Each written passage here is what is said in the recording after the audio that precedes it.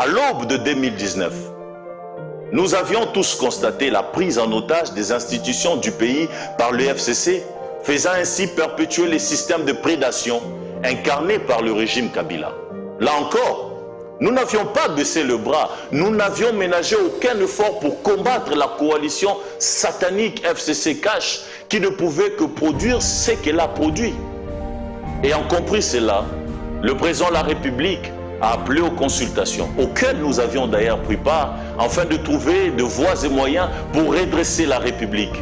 Au-delà de certaines failles, de certaines imperfections et difficultés, il se dégage dans le chef du président de la République une très grande volonté de sortir notre pays du gouffre. Cela requiert le soutien de tous. Et je salue personnellement différentes initiatives prises par lui dans ce sens-là.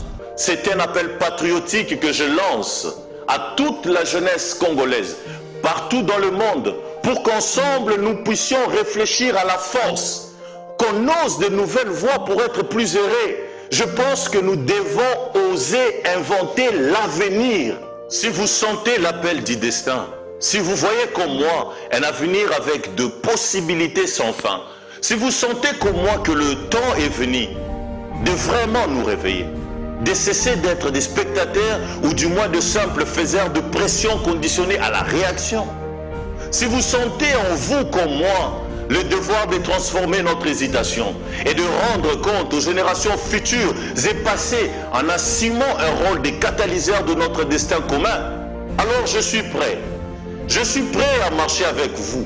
Nous avons parlé du lancement du nouveau concept Plus rien comme avant, qui était en fait officiellement organisé le jeudi 18 février dernier à la salle Père Boka, où les jeunes se sont réunis justement pour un bon combat de ces Congos. Alors c'était en présence de la conseillère spéciale du chef de l'État, Félix-Antoine Tshisekedi, en matière de la jeunesse. Bonjour Monsieur Eugène Kandolo. Bonjour Fanny. Bienvenue sur ce plateau. Merci beaucoup. Bien qu'en retard. Oui, avec les embouteillages, il faudrait qu'il y ait d'autres coins où on mette aussi les sautes-moutons. Je signale également que...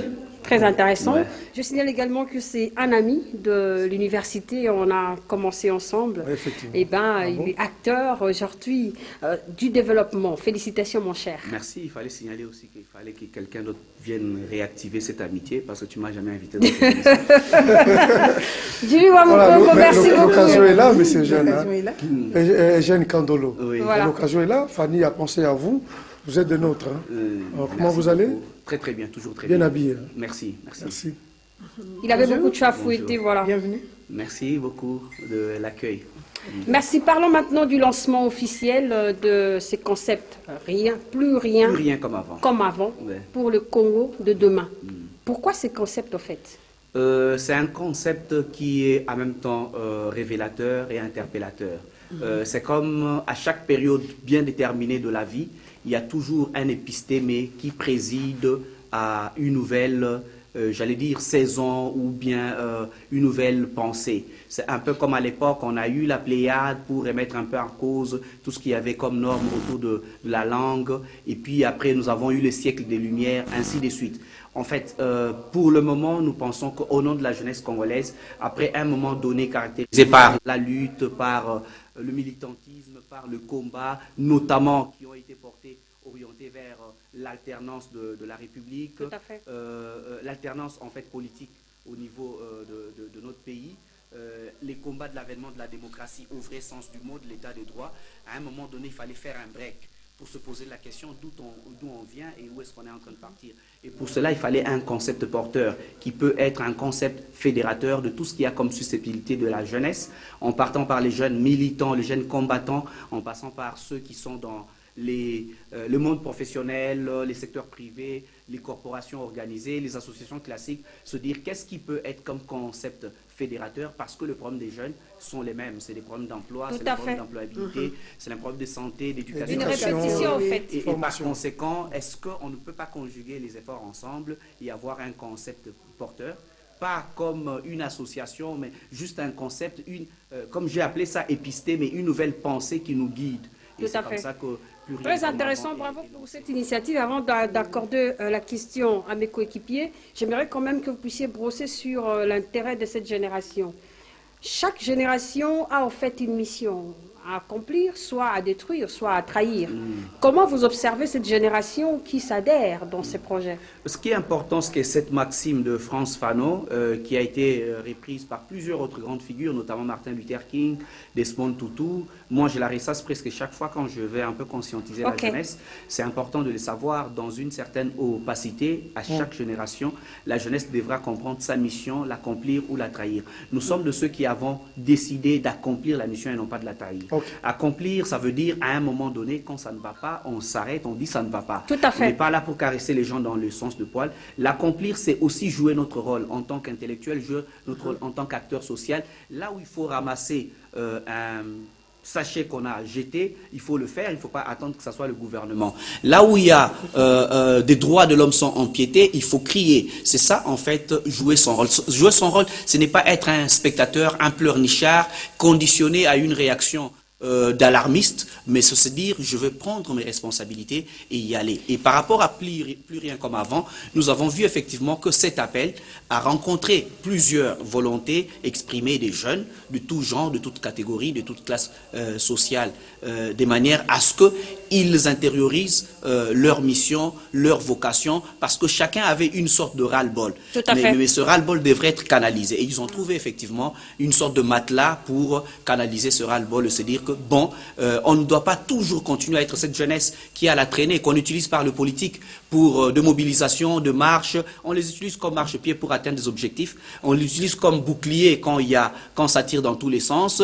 Mais après, au moment opportun, quand il faut prendre des décisions, vous le verrez avec par exemple les élections dans des partis politiques, les jeunes sont soit des suppléants, point barre. Donc on pense, malgré que la Constitution le consacre déjà, qu'à 20 ans quelqu'un peut être candidat et tout, mais vous verrez que les jeunes sont toujours des suppléants. C'est comme ça que nous avons des gens de 50 ans comme des présidents des ligues de jeunes de partis. Et d'autre côté, vous verrez que rien qu'à regarder la guerre qu'il y a aujourd'hui dans le parti PPRD entre la jeunesse et le dirigeant, vous comprendrez que beaucoup de non-jeunes ne veulent pas en fait donner l'opportunité au vrai sens du mot à la jeunesse pour qu'elle puisse s'épanouir. Il faut une prise de conscience dans ces départements en fait, parce que la jeunesse est une énergie qu'il faut pour l'avancement d'un pays, d'une nation, malheureusement une d'une énergie famille. qu'on semble utiliser en fait abusivement.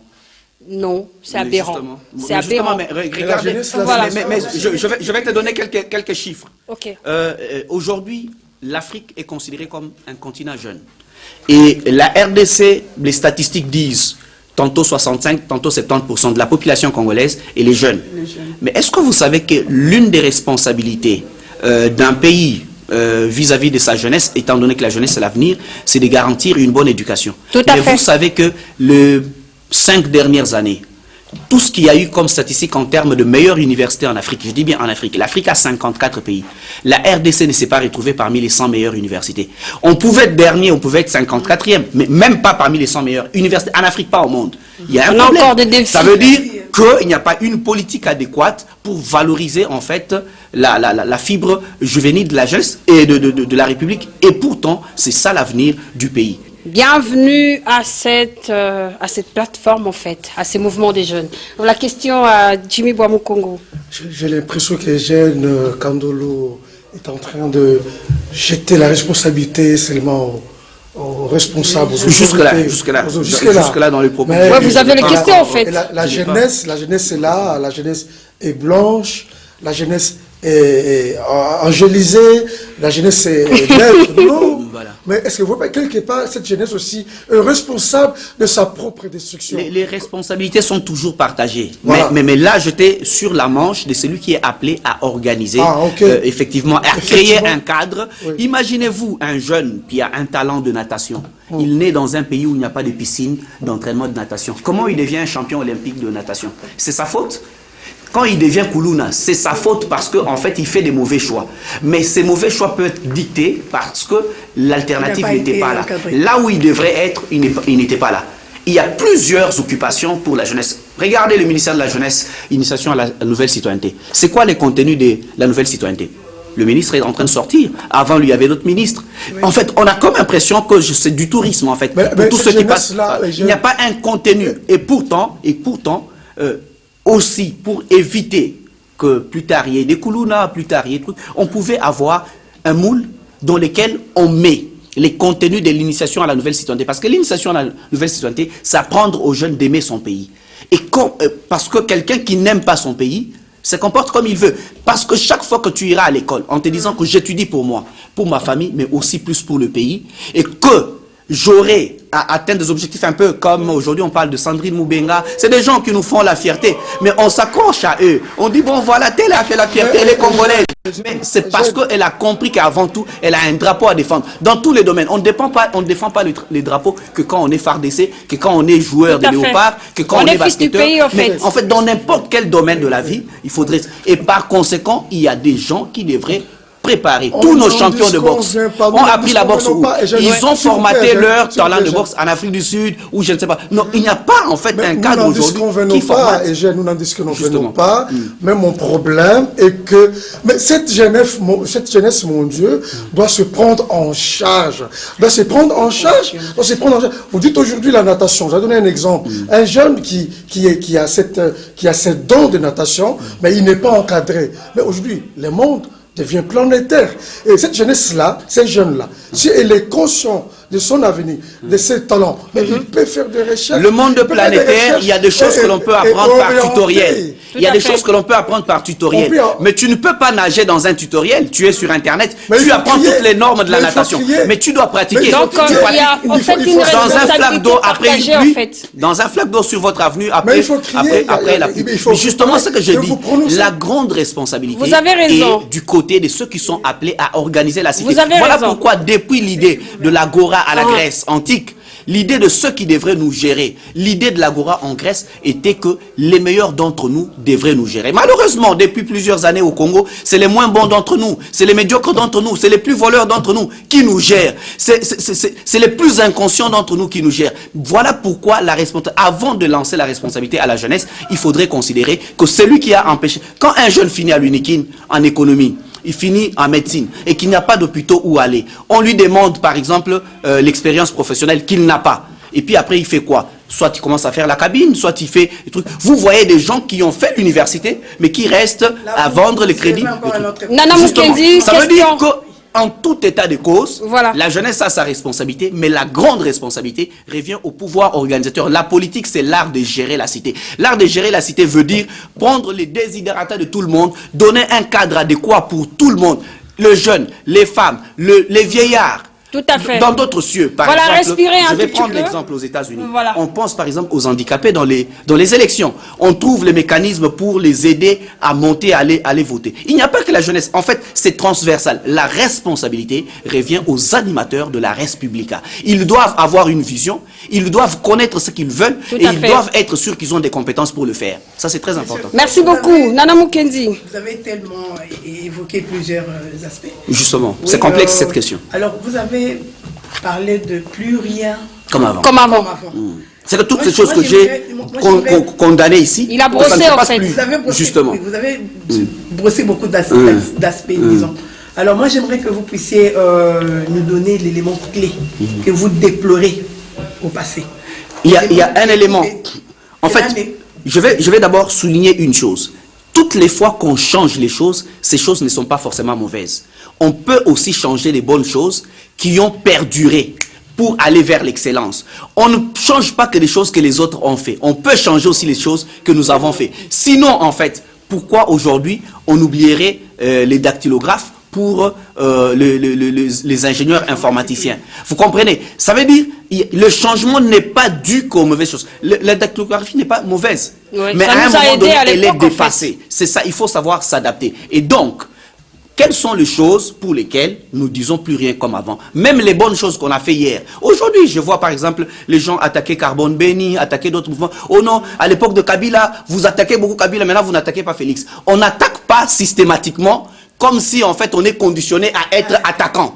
Ça veut dire qu'il y a des choses qu'on doit dénoncer. Si par exemple, Tshisekedi n'a pas tué quelqu'un, Comment on va les dénoncer? On passe seulement dans les médias. À moins qu'on soit soudoyé pour des causes non inavouées où on ne cherche que les mauvaises choses de son pays. Ça, c'est de l'inconscience. Un jeune responsable doit savoir dire quand c'est bien fait. Il dit que c'est bien fait.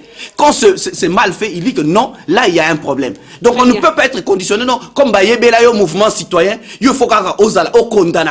Donc tu dois toujours condamner. Non, ça c'est effectivement pourquoi nous disons plus rien comme avant. Même dans la façon de dénoncer, il faut avoir plus de responsabilité, de citoyenneté. On n'a pas besoin d'être fâché pour dire non. Tu n'as pas besoin d'insulter quelqu'un pour montrer que tu es en désaccord avec lui. C'est justement ça, plus rien comme avant. Les valeurs citoyennes, les valeurs civiques, voilà pourquoi vous prenez comme exemple,